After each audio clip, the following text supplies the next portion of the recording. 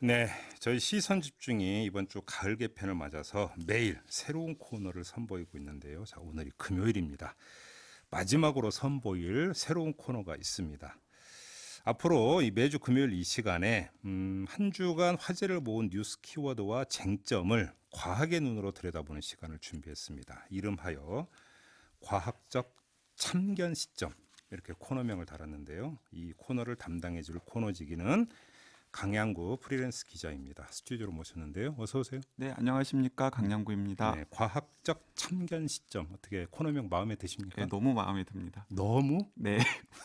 어떤 점 이렇게 너무까지 붙이십니까? 제가 오랫동안 기자 생활하면서 네. 계속해서 강조해 왔던 게 네. 과학이 삶과 동떨어져 있는 것이 아니고 그럼요. 네, 삶의 눈으로 과학 기술을 바라봐야 하고 네. 또 과학 기술의 눈으로 삶을 바라봐야 된다라는 견해를 계속해서 강조해 왔었는데 네. 이 과학적 참견 시점이라는 꼭지 이름이 딱 그곳에 부합하는 것 같아서 예. 너무 마음에 들었습니다. 과학이 삶과 밀접히 연관돼 있다는 건 인정을 하겠는데 참 어렵긴 하더라. 학교 다닐 때를 기준으로 하면. 제가 굉장히 쉽게 풀어드리도록 하겠습니다. 예, 저 자신만만 한번 내용으로 검증을 해보겠습니다. 네네. 자, 첫 번째 아이템은요. 지난 28일에 서초동에 굉장히 많은 분들이 모여서 검찰 개혁 목소리를 냈었는데요. 촛불 집회가 있었고요. 네, 어제는 또 광화문에서 이 조국 장관을 비판하는 대형 집회가 있었고요. 네. 또 토요일도 아마 서초동에서 대형 집회가 예정되어 있는 상황입니다. 그렇죠. 근데 이제 이런 집회가 있을 때마다 항상 이 집회 인원을 놓고서 공방이 있습니다. 네. 네, 집회 주장에 공감하는 분들은 뭐 부풀리려고 하는 경향이 있고 반대로 반대하는 분들은 가능한 한 축소하려고 하는 경향이 네. 있는데 네. 이번에도 아니나 다를까 마찬가지였던 것 같습니다. 어제 같은 경우는 뭐 자유한국당은 300만 명 이상 네, 이렇게 발표를 했더라고요. 네, 자유한국당에서 300만 명이라고 이야기를 했고 네. 그게 또 자유한국당 탓만 할 것도 아닌 게 28일 이 검찰개혁 집회를 놓고서는 뭐 한쪽에서는 10만 명이라고 주장을 했었는데 또 5만이라고 박성중 의원은 5만이라고 또 주장을 했었고요. 네, 그런데 또 한쪽에서는 이제 200만 명이라는 이야기까지 나와서 네. 이렇게 하다가는 이제 전 국민이 다 호출되는 것 아니냐라는 이제 비아냥거림도 있는 상황인데요. 예.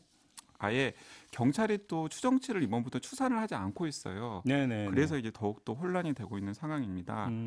그래서 제가 오늘 아이템을 준비하다가 이미 2016년 촛불 집회 때 네. 이제 많은 과학자들이 이 대형 집회 현장에 모인 시민의 수를 과학적으로 어떻게 측정할 수 있을 것인지에 대한 여러 가지 논의를 한 적이 있거든요.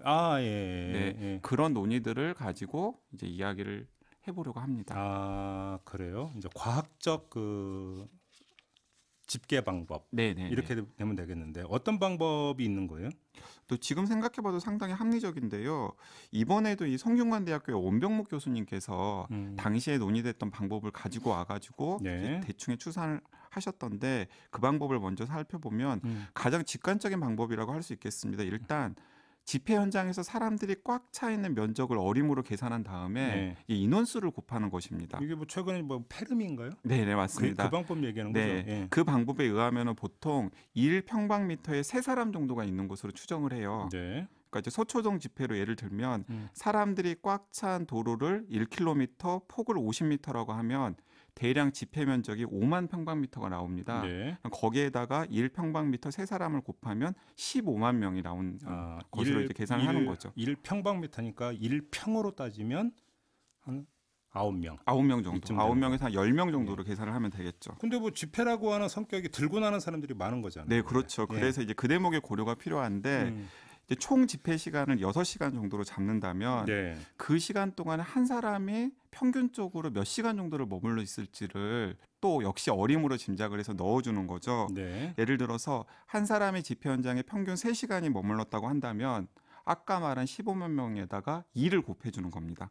그래요? 그러면 집회 참가 수가 연인원 30만 명으로 이제 계산이 되는 거죠. 네. 근데 이것도 사실 추정에 불과한데 왜냐하면 집회 밀도가 처음과 끝이 똑같이 빽빽한 건 아니잖아요. 그렇죠, 그렇죠. 네, 그리고 또 한 사람이 머무는 평균 시간도 어떻게 추산하느냐에 따라서 이제 연인원이 달라지는 것도 이 때문입니다. 네네네. 그래요? 그러면 또 다른 방법이 있나요?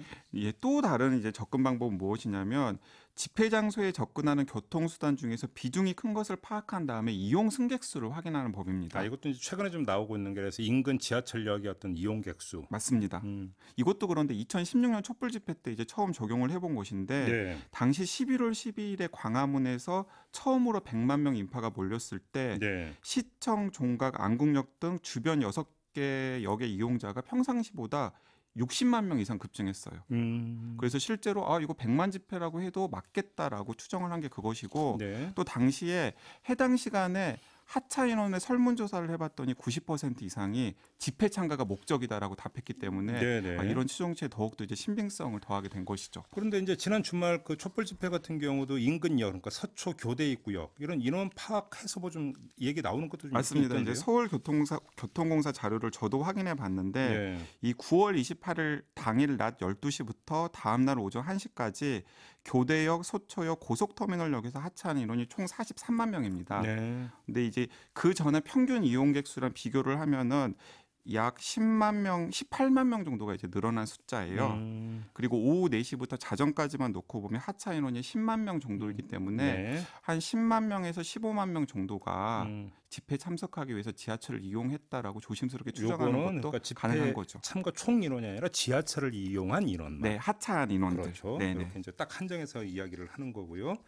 근데 면적과 밀도, 뭐 대중교통 유동인구 이런 걸 고려를 하면 네, 한마디로 이제 정리를 하면 대충의 추정치는 나온다 이런 거잖아요. 그렇습니다. 그래요. 그럼 이거 말고 또 다른 방법은 없습니까? 아마 그 방송 들으시는 애청자분들 중에서도 야, 촛불수를 세보면 안 될까?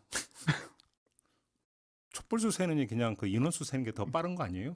그런데 이제 보통 저녁에 집회를 하니까 그렇죠. 인원수를 세기가 어렵잖아요. 저녁에는 그렇죠. 예. 그래서 이제 서울시립대 박인규 교수님이라는 분이 어떤 시도를 하셨냐면 네. 2016년 당시에 이제 촛불수를 세는 프로그램을 만든 다음에 진짜로? 네. 예. 그래서 이제 그런데 그러면 촛불을 든 사람과 촛불을 들지 않아서 사진에 보이지 않는 사람을 그렇죠. 구별을 해야 그렇죠. 되잖아요. 그렇죠. 그 비율을 조심스럽게 추정을 한 다음에 네. 2016년 당시 촛불 집회에 모인 사람들의 숫자가 최대 순간 참여자는 50만에서 70만 명, 유동 인구는까지 고려하면 한 100만 명 아니겠느냐라고 추정한 적도 있습니다.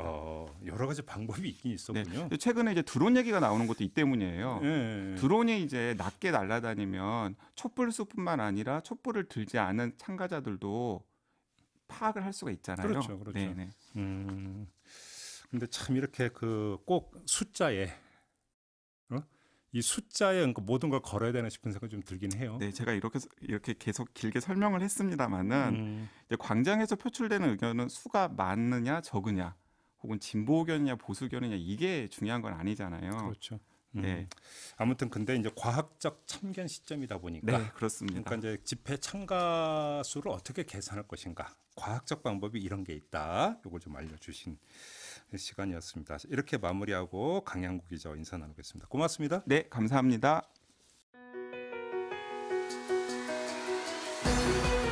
이슈의 핵심을 꿰뚫는 예리한 시선, 믿고 듣는 진품 시사, 김종배 시선 집중.